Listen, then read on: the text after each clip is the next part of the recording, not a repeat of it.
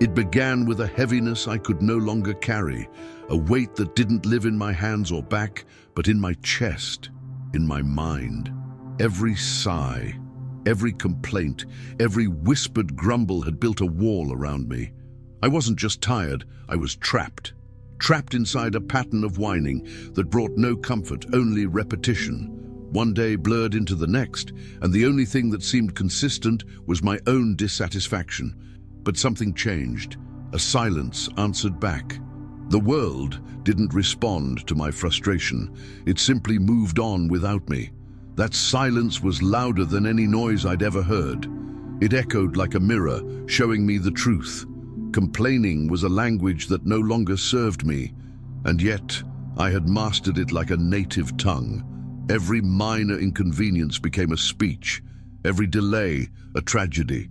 I wasn't speaking to change anything. I was speaking to feel heard. But the truth was, I wasn't even listening to myself anymore. Have you ever realized how much time you spend talking about what's wrong and how little time actually fixing it? I did, and it shook me. My days of whining and complaining had blurred into years I would never get back. It was like discovering you'd been pouring water into a bucket with no bottom, and finally, I put the bucket down. Let me pause here and ask you something. Have you felt this too? That moment when you notice you've been stuck in the same place, not because the world is unfair, but because you keep telling yourself the same story. If this resonates with you, stay with me. You're not alone. And there's something powerful waiting on the other side of silence. The shift didn't come with trumpets or celebrations. It came quietly.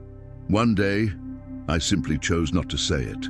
That one complaint, that reflexive grumble, I let it die inside me. And in its place, I breathed in deeply. For the first time in a long time, I noticed the sky. I noticed the way light hit the walls in my room. I noticed that my life hadn't changed, but maybe I could. It wasn't easy. The habit fought back. Like an addiction, my mind reached for the comfort of negativity, but I stood firm. I began to watch my words like a hawk. I saw how quickly conversations slipped into shared misery, how easily I nodded along just to connect. But what if connection didn't have to be built on complaints? What if it could be built on hope? That's when gratitude walked in. Not loudly, not with fireworks, but in quiet questions. What can I be thankful for right now? What is working, even if it's small?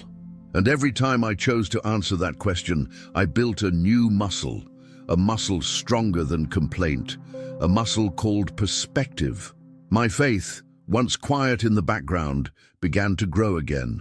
I remembered a verse, "Do everything without grumbling or arguing."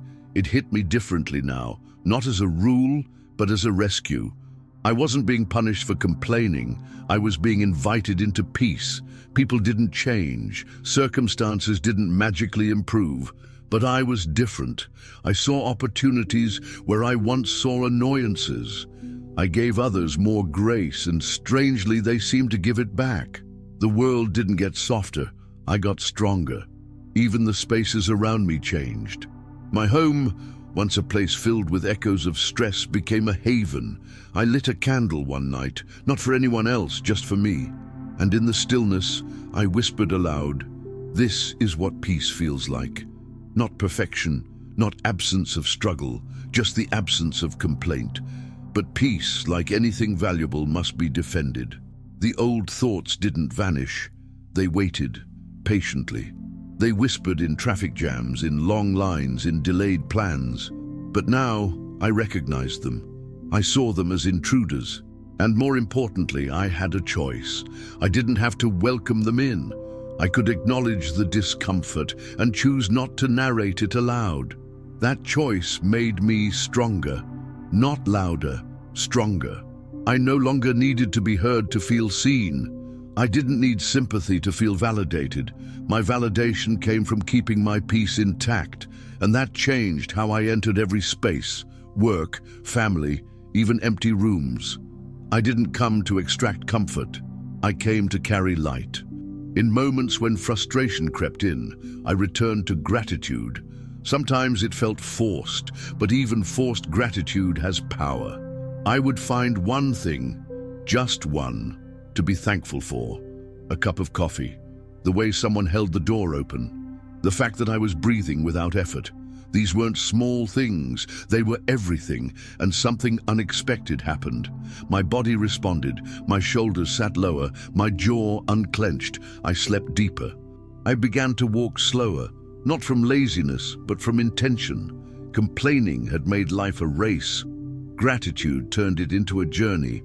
I noticed how my conversation shifted. I no longer needed to win every debate. I didn't need to prove how hard my day had been. Instead, I started asking more questions, listening more deeply, because once I stopped talking about myself, I could finally hear others. Even the Bible made new sense to me. Out of the overflow of the heart, the mouth speaks. That verse hit differently now. My mouth had been a mirror of my internal chaos, but now I was filling my heart with stillness. And what overflowed was calm. The past, once a source of endless complaint, became a library. I revisited it, not to relive pain, but to study patterns. I realized I had blamed people, events, even fate, but I hadn't truly looked at myself, not with honesty. And when I did, I didn't feel shame. I felt freedom. Freedom to rewrite the story. Freedom to say, that happened, but it doesn't define me. Complaining had kept me anchored to moments that were already gone. Gratitude, acceptance, action, those were tools that helped me move forward. And forward I went, into uncomfortable growth, into new routines, into forgiveness, not just of others, but of myself. I forgave myself for years wasted, for opportunities missed, for all the things I'd said in frustration. And that forgiveness felt like breath after being underwater for too long. I began to rebuild, not just habits, but values. I cleaned my space, not for show, but for clarity. I organized papers, deleted old messages, donated clothes. Each action felt symbolic. I wasn't just cleaning my house, I was cleaning my soul. Time became precious. I no longer wanted to waste it reciting the same old complaints. Each minute was a seed, and I began planting with care. I wrote more, I read slower. I cooked with attention. I stopped rushing through life as if joy lived only at the finish line. Joy, I discovered, was in the act itself. My mind, once cluttered with worries, began to breathe. With fewer complaints echoing inside, new thoughts found room. Ideas, hopes, visions of a life led by purpose, not pain. It felt like spring inside my soul, and I started to dream again. Then came a storm, not literal, but emotional. Life tested me. An unexpected challenge shook my peace. Old habits knocked hard, demanding attention. I stood still, I breathed, I didn't speak, and in that silence I felt my strength. I had grown. I didn't need to complain to process pain. I could feel it, learn from it, and move through it. Something sacred began to form, a quiet confidence, not arrogance, but a knowing. I wasn't who I used to be. I no longer saw myself as a victim of life's chaos. I saw myself as a student of it. Every hard day became a classroom, every frustration a lesson. The people around me noticed. Some pulled closer, others faded away. The ones who stayed began to speak differently too. It was like my silence gave them permission to change their tone. We laughed more. We encouraged more. We built conversations on vision, not on what was broken, but I'd be lying if I said it was always easy. The old self doesn't die quietly. It returns in moments of weakness, a stressful day, a long wait, a forgotten favor, and suddenly the urge to complain returns. But now I see it coming, and I have tools. I journal, I pray, I pause, I choose again. Faith played a bigger role than I expected. At first it was background noise, but now it was a compass. Scripture, once memorized out of duty, became alive. Verses comforted me, convicted me, reminded me that I wasn't walking alone, that silence isn't emptiness, it's space for God to speak. I learned to enjoy solitude, not loneliness, but sacred quiet. I lit candles, sat in stillness, walked without headphones, listened to birds, and in those moments I felt more full than I ever did, surrounded by noise. I had found something rare in this world, a mind at rest. Even work felt different. The tasks hadn't changed, but I had. I brought more presence, more patience. I stopped sighing through meetings or dreading Mondays. I didn't fake joy, but I found meaning, even in the repetition. Every action became an offering. Most of all, I learned to see others differently. Before, I judged quickly. I rolled my eyes at slow drivers, rude cashiers, noisy neighbors. Now, I wonder what burdens they carry. I say less. I pray more. I don't excuse poor behavior, but I respond with grace instead of bitterness. And that changed everything. My environment began to reflect my mindset.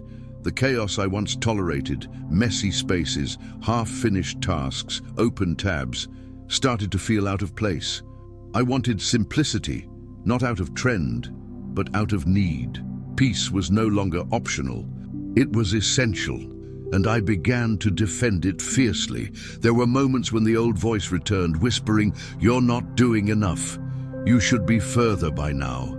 But instead of arguing, I listened, and then gently disagreed. Growth is not measured in leaps. It's found in daily resistance to the pull of negativity. I no longer needed applause to feel valuable. I didn't need to vent to feel alive. My worth wasn't tied to how many people sympathized with me. It was rooted in something deeper. I was now living from the inside out. Complaining had been noise. Now I was cultivating music. There was a moment, a quiet morning, when I looked in the mirror and saw a softness in my own eyes. Not weakness, but gentleness. I was proud of that, not because life was perfect, but because I had stopped being cruel to myself. Complaints had once been my way of punishing the world for my pain. Now I had chosen healing instead. And yet, even with progress, I faced a truth. Not everyone would understand this journey. Some friends missed the old dynamic. They wanted to trade frustrations, swap tragedies. But I couldn't go back. I had seen too much light, so I let some connections fade. Not with anger, but with peace. I started investing in new habits, waking early, drinking water with intention, writing down things I was grateful for, even when the day felt heavy. These weren't self-help cliches, they were lifelines. Anchors, reminders that joy isn't always loud, it often whispers. Forgiveness surprised me. I didn't chase it. It arrived unannounced. I looked back at people who once hurt me, and instead of anger, I felt space, room to move forward. Holding on to those stories had been like clutching broken glass. Releasing them didn't justify what happened, but it freed my hands. Old dreams resurfaced. Ideas I'd buried under layers of excuses began to breathe again. I pulled out notebooks, made lists, reached out to mentors. The energy I once spent rehearsing complaints, I was now spending on creation, and creation felt holy. I found that joy had a new shape. It wasn't tied to success or admiration. It looked like sitting quietly in the afternoon sun, laughing at something simple, receiving kindness without suspicion. I had trained my heart to stop searching for what was wrong, and in doing so, I finally saw what was right. And yes, life still sent storms. Bills still arrived, plans still fell through. But I had built shelter, not out of walls, but out of wisdom. Complaints had taught me what didn't work. Gratitude had shown me what could. And now, every challenge came with a question, not why me, but what now? The mirror no longer reflected someone who just survived. It reflected someone who had learned, someone who had shed the need to be pitied and replaced it with the desire to grow. I didn't need validation. I needed purpose. And that purpose no longer screamed, it whispered. It called me to live with meaning, not noise. I found myself speaking less, but when I did speak, it mattered more. Words became tools, not weapons. Encouragement replaced sarcasm. Silence replaced gossip. I realized how much life is shaped by what we say, and even more, by what we choose not to say. There were days when I slipped, when old patterns came dressed in new disguises. But instead of collapsing into guilt, I stood up with grace. One mistake didn't define the journey. One bad hour didn't erase 100 good ones. The voice in my head had changed. It no longer scolded. It reminded. People began asking me questions. How did you become more calm? How did you stop getting so frustrated? And I never had a grand answer. I just told the truth. I got tired of being tired. I realized the cost of complaining was my peace, and I wasn't willing to pay that price anymore. The scriptures spoke again like an old friend. Be still and know that I am God. I finally understood.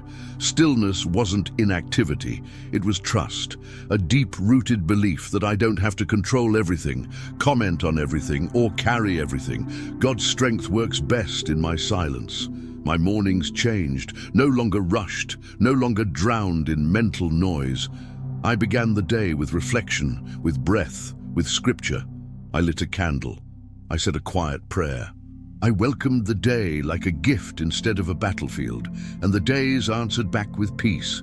I started seeing complaining not as a personality trait, but as a habit I had broken, like quitting a poison. I realized how normalized it was in our world to rehearse frustration, but I had chosen another path, and that path, while quieter, was richer. It fed my spirit. My family felt it. The tension lifted. Laughter came back. Conversations grew deeper. My presence became a gift, not a burden. Not because I had all the answers, but because I wasn't adding more weight to their shoulders. I had learned how to carry my own. There came a moment, simple and holy, when I sat alone and said without tears or drama, I'm different now. Not better than anyone else, just better than I used to be. I had released the habit of complaining, and in its place, I had found the sacred rhythm of peace. And now, as I look back on the path, one truth remains clear. My days of whining and complaining have come to an end. In their place stands gratitude, strength, humility, and quiet joy. Life is not easier now, but it is fuller, and I finally feel ready to live it with open hands.